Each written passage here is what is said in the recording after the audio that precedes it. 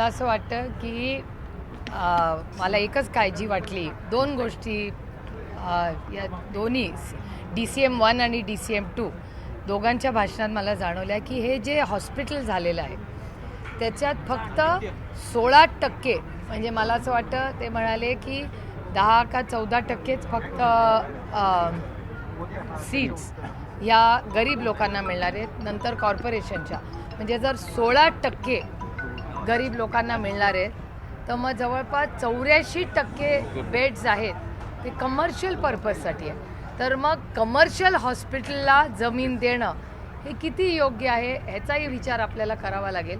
कारण का कॉन्ट्रीब्युशन सगळं जर एवढं नेदरलँडचं चांगलं असेल तर मग 100% बेड्स हे मोफत का मिळत नाही आहेत. एवढं जर चांगलं लोन आणि एवढं चांगलं जर अग्रीमेंट केलं असेल तर गरीब, शोषित, वंचित, पीडित यांच्यासाठी जसं पिंपरी चिंचवडला हॉस्पिटल केलं चव्हाण साहेबांच्या नावाने तसंच हे 100% मोफत किंवा कमी किमतीत हे का होत नाही हा एक प्रश्न मनात आला माझ्या. पण हे हॉस्पिटल करताना जे एस्टिमेटच महापालिकेमध्ये मंजूर नाहीये आणि ब्लँकेट खर्च जो सल्लागाराने दिलेला DPR आहे त्याच्यावर करण्यात आलंय म्हणजे त्याचंही ठरलेलं नाहीये पैसे. एक तर सचिन दोडके आणि सायली वांजळे यांनी हे एक नॉन कमर्शियल ॲक्टिव्हिटी व्हावी याच्यासाठी प्रचंड प्रयत्न केलेत. हे करत असताना मिनिट्स जर तुम्ही सगळ्याचे पाहिले तर त्या सगळ्या मिनिट्सच्या सगळ्या मीटिंग ह्याच सगळ्यांनी फॉलोअप करून घेतलेल्या आहेत आणि त्याच्यामुळे अजूनही त्याच्यात पूर्ण क्लॅरिटी आलेली नाही आहे की नक्की हे हॉस्पिटल कसं चालणार आहे. आता त्यांनी सॉव्हरेन गॅरंटीचं क्लॅरिफिकेशन दिलं पण सॉव्हरेन गॅरंटीचं क्लॅरिफिकेशन दिलेलं असताना जमीन तर सरकारचीच आहे ना आणि ती प्राइसलेस आहे, तीच मोफत दिलेली आहे ना. सगळ्यात मोठी गोष्ट ते सरकारचं म्हणजे ती कॉर्पोरेशनची जमीन ही एवढी महागातली आहे ती त्यांना दिली आणि दुसरी म्हणजे 85-84% बेड्स हे कमर्शियल व्हेंचर असणार आहे. त्याच्यामुळे कॉर्पोरेशननी जमीन मोफत देणं, सरकारनीच ते लोन नेदरलँड्समधून आणणं आणि क्रॉस सबसिडी म्हणतायत पण ती क्रॉस सबसिडी फक्त 16%च लोकांना आहे. मग 84 लोकांनी कमर्शियलच ते वापरणार ना. मग कुणाच्या पत्रात काय मिळालं तर मला असं वाटतं की ह्या सगळ्याचा एक पूर्ण व्हाईट पेपर कॉर्पोरेशनने काढला पाहिजे. प्रचंड उलटसुलट बातम्या येत आहेत. एक व्हाईट पेपर आणावा आणि मला असं वाटतं कॉर्पोरेशननी ही जागा जी दिलेली आहे त्याच्यात आमचं सरकार आल्यानंतर हे हॉस्पिटल गरीब लोकांसाठी मोफत हे केलं पाहिजे. ज्या धर्तीवर यशवंतराव चव्हाण साहेबांच्या नावाने पिंपरी चिंचवडला हॉस्पिटल चालतं तेच मॉडेल इथे झालं पाहिजे अशी आमची भ्रष्टाचार झालाय कुठेतरी ताई याच्यामध्ये. जागेची मी प्रायव्हेट पार्टनरला फायदा व्हावा यासाठी सगळं म्हणून मी म्हणते की त्याचा पारदर्शकपणे व्हाईट पेपर आणला पाहिजे. एकच जोडतो, जरी सॉव्हरेननी ठेवली नाही म्हटले किंवा विमा काढलाय पण महापालिका त्या लोनला गॅरंटी राहिली आहे हे जाणीवपूर्वक महापालिका लोनला गॅरंटर राहिलेले आहे. सॉव्हरेन गॅरंटीच म्हणतात नाही मग विमा काढला तर हे याची काही गरज नव्हती ना महापालिकेने राहायची. त्याच्यामुळे म्हणूनच म्हणते एक व्हाईट पेपर त्यांनी काढावा. कारण माननीय देवेंद्रजी म्हणालेत की कुठलीही सॉव्हरेन गॅरंटी नाही, जमीन तर मोफत दिलेली आहे. त्याच्यापैकी सॉव्हरेन गॅरंटी केलेली आहे नाही ठीक आहे, जमीन मोफत दिली आहे ते ठीक आहे पण मग 84% लोकांना जर पैसे भरायचे असतील आणि ते प्रायव्हेट माणसालाच जाणार असतील तर मग ती बल्ले बल्ले झाली त्याची कॉन्ट्रॅक्टरचीच ना एक. आणि दुसरं एक ट्रस्टचा कायदा आहे ज्याच्यात एक्स अमाऊंट ऑफ बेड्स कुठल्याही कमर्शियल हॉस्पिटललाही गरीब लोकांना द्यावेच लागतात. या देशाचा कायदा आहे. मग त्या हॉस्पिटलच्या मॉडेल आणि ह्या हॉस्पिटलच्या मॉडेलमध्ये फरक काय झाला? तो एक 5-10%चाच फरक झाला. जर 5-10%चाच असेल तर it is a commercial venture. तर मग हे कमर्शियल हॉस्पिटल नसून मग म्हणजे हे कमर्शियल हॉस्पिटलच झालेलं आहे.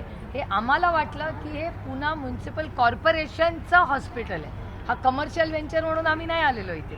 काही पोस्टरवरून आता जे काम केलं त्याचं सगळं श्रेय नगरसेवकांचं आणि निवडून आणण्यासाठी 2 दादाच लागतात तर मग हे काय?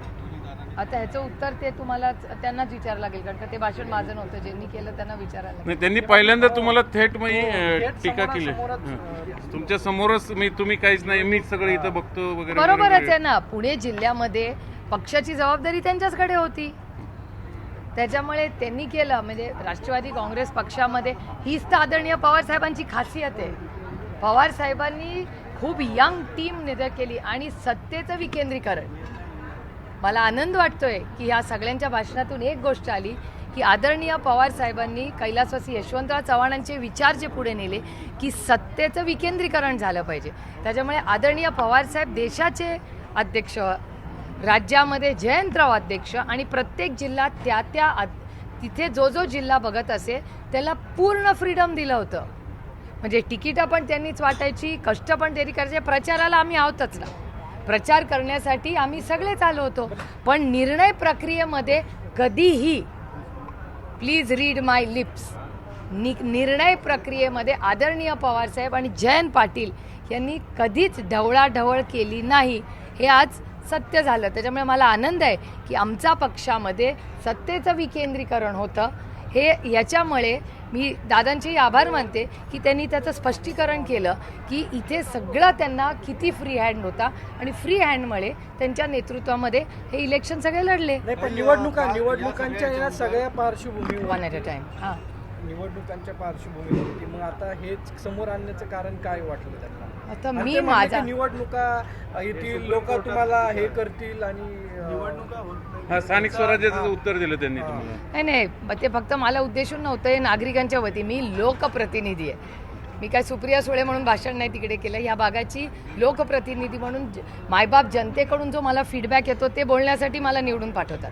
त्याच्यामुळे नगरसेवक हे आहे, त्याच्यासाठी हा सगळा प्रक्रिया चालली आहे आणि आम्ही सातत्याने त्याचा फॉलोअप करतोय की हे इलेक्शन लवकरात लवकर व्हावं, ही आमची सगळ्यांचीच मागणी. आता इथे सचिन दोडके उभे आहेत. सचिन दोडकेंना विचारा, गेले 2 वर्ष ते नगरसेवक नाही, पण तरी रोज धावपळ, रोज कॉर्पोरेशनला जाणं. आणि सचिन दोडकेने असे अनेक उत्तम जे हाय परफॉर्मिंग नगरसेवक आहेत, त्यांना असं वाटतं की आम्हाला न पद आहे ना काय, पण लोकांची त्यांचं जे प्रेमाचं नातं आहे त्याच्यामुळे ते आजही नगरसेवक नसले तरी धावपळ करतात जबाबदारीने.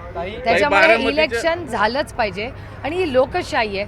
त्याच्यात कोर्टात जरी असलं तरी मग महाराष्ट्र सरकारने आणखीन ताकदीने ते लढावं आणि टाइम बाउंड मॅनरमध्ये सरकारला आपल्या कोर्टाला विनंती करावी की हा निर्णय घ्यावा. तुम्ही दिसलं की दादांचा हल्ली त्रागा होतो. एक मिनिट त्यांचं त्याच्यानंतर, हो एक मिनिट, ह्यांचं झाल्यावर ह्यांचा घेऊ. बारामतीच्या कार्यक्रमानंतर आज सुद्धा आम्हाला कायम तुम्ही कुठेतरी दुरावा इकडे कॅमेरा संवाद होताना संधीच मिळाली नाही हो. ते गेले आणि त्यांना जायची घाई होती.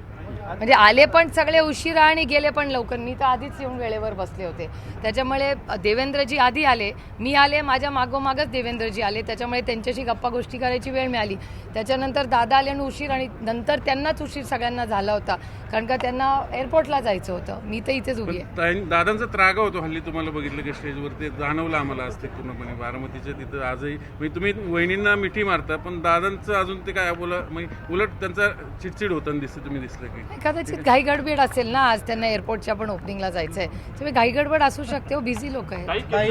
कंपनीचा एक प्रश्न आहे. केंद्र सरकारने अशी अधिसूचना काढली आहे की जर स्त्रियांना माहेरचं नाव कायम ठेवायचं असेल तर पतीची संमती लागणार.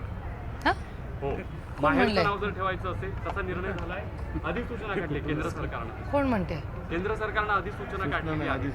नाही हो, असं नसेल. अधिसूचना काढली. नाही, मला दाखव. मला नाही वाटत असं काय असू शकतं, कारण किती लोक माहिती आहे. तरी मला त्याची कॉपी द्या एक मिनिट. मला असं वाटतं आज या सगळ्यांपेक्षा सगळ्यात मोठा प्रश्न कुठलाही माहिती आहे, इलेक्शन कमिशनरनी जो राजीनामा दिलाय तो सगळ्यात मोठा आणि गंभीर आजचा प्रश्न आहे मला विचारायचा. काय प्रकार झाला नेमकं ते? आता हाच तर मोठा प्रश्न आहे.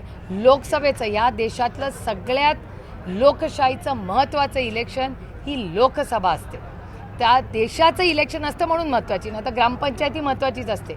पण या देशामध्ये काश्मीर टू कन्याकुमारी इलेक्शन कुठलं होतं तर ते लोकसभेचं होतं. आणि त्या लोकसभेची आचारसंहिता लागायच्या 3-4 दिवस आधी इलेक्शन कमिशनमधली एक व्यक्ती, मोस्ट इम्पॉर्टंट, म्हणजे इलेक्शन कमिशनच इलेक्शन घडवते, त्याचे अध्यक्ष, त्यातले प्रमुख जर राजीनामा देत असतील तरी अतिशय चिंतेची बाब आहे. ज्या गोष्टी आम्ही सातत्याने सांगत आलो, ही दडपशाही आहे, ही लोकशाही नाही राहिली आहे आणि या लोकशाहीसाठी आपल्याला लढायचं आहे. हा पुन्हा एकदा आणखीन एक कृती बघा ज्याच्यातून पूर्णपणे आपल्याला लक्षात येते की दडपशाही या देशात आणि दिल्लीत वाढते. काय झालं असं? तुम्ही दिल्लीत असता, काय झालं असं? राज ठाकरे म्हटले की हे वेगळे वेगळे जरी दिसत असले तर हे सगळे आतून एकच आहे.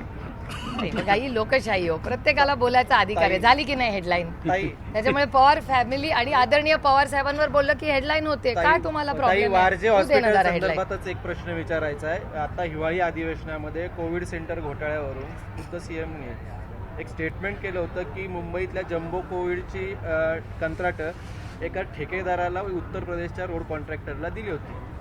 ही कंपनी वारजेचं करणारी LLP स्थापन झाली 2019ला आणि जे आज मुख्य प्रवर्तक म्हणून पुढे आले, हे प्रस्ताव मंजूर झाल्यानंतर त्या कंपनीत दाखल झाले. तर या मध्ये मोठा गैरव्यवहार झालाय का, किंवा तुम्ही तपासणीची चौकशीची व्हाईट पेपर निघेल तेव्हा निघेल, नाही, पण निघेल तेव्हा टाइम बाउंड. मोठो तुम्ही याच्याबाबत काही पुढे जाणार आहात का?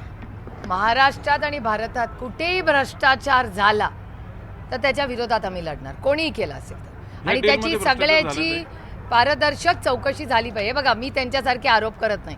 पहिले आरोप करायचे आणि नंतर इनकमिंग वाढवायचं, असलं गलिच्छ राजकारण मी कधी केलं नाही आणि कधी करणारी नाही. मला अमित शहाजींचे अजूनही शब्द आठवतात. अमित शहाजींनीच आम्हाला पार्लमेंटमध्ये सांगितलं होतं की जेव्हा एक बोट तुम्ही दुसऱ्यांना दाखवता, 3 बोटं तुमच्याकडे येतात. हे अमित भाईंचे शब्द मला पार्लमेंटमध्ये आठवत आहेत. त्याच्यामुळे आता असंच होतं, एकतर आमच्यावर आता ते आरोप करत नाहीत भ्रष्टाचाराचे, आणि जेव्हा जेव्हा भ्रष्टाचाराचे आज आरोप होतात तर भारतीय जनता पक्षाने ज्यांच्यावर आरोप केले ते सगळे आज भारतीय जनता पक्षात आत आहेत किंवा त्यांच्या मित्र पक्षात आहेत. त्याच्यामुळे भ्रष्टाचार झाला नाही झाला, वॉशिंग मशीन, याचं उत्तर फक्त भ्रष्ट जुमला पार्टी भारतीय जनता पक्षाने द्यावी. ताई, अजितदादा सीएम होऊ नयेत म्हणून काहींची ही रणनीती आहे आणि त्याच्यामुळे त्यांना हजारो कोटी रुपये खर्च करून ट्रोलिंग केलं जातंय. हे लवकरच मी समोर आणेल असं सुनील शेळके यांचं. लोकशाही आहे, प्रत्येकाला आहे, आणि आपल्यासारख्या गरीब देशामध्ये हजारो कोटी रुपये ट्रोलिंगला मिळत असतील तर मला असं वाटतं, मी पुढे जाऊन म्हणेन त्याची CBI चौकशी करूया की हे हजारो कोटी रुपये कोण ट्रोलिंगला वापरते. अगदी चांगला प्रश्न आहे, अतिशय उत्तम प्रश्न आहे. आपण याची CBI करू. मीच अमित भाई शहांना पत्र लिहीन की ट्रोलिंगला महाराष्ट्रामध्ये जर हजारो कोटी होत असतील आणि असं त्यांच्या विचाराच्या पक्षाच्या आमदाराला जर तसं वाटत असेल तर महाराष्ट्र खतरे में है. नाही, दादांना फक्त 3 जागा मिळणार असं कळतंय. मला नाही माहिती बाबा, मैं दूसरे के घर में क्यों जाऊ. नाही, देवेंद्र फडणवीस म्हणतात की मी पुण्यात जर जास्त वेळ देतो, याचा अर्थ मी काही पुण्यात निवडणूक लढवणार नाहीये. हे पुन्हा एकदा स्पष्ट झालंय. ही लोकशाही आहे. ते DCM 1 आहेत या राज्याचे, DCM 1. त्यांना कुठल्याही जिल्ह्यात जायचा अधिकार आहे. लोकशाही आहे ते. असं काय करता. ABP माझा, उघडा डोळे बघा नीट.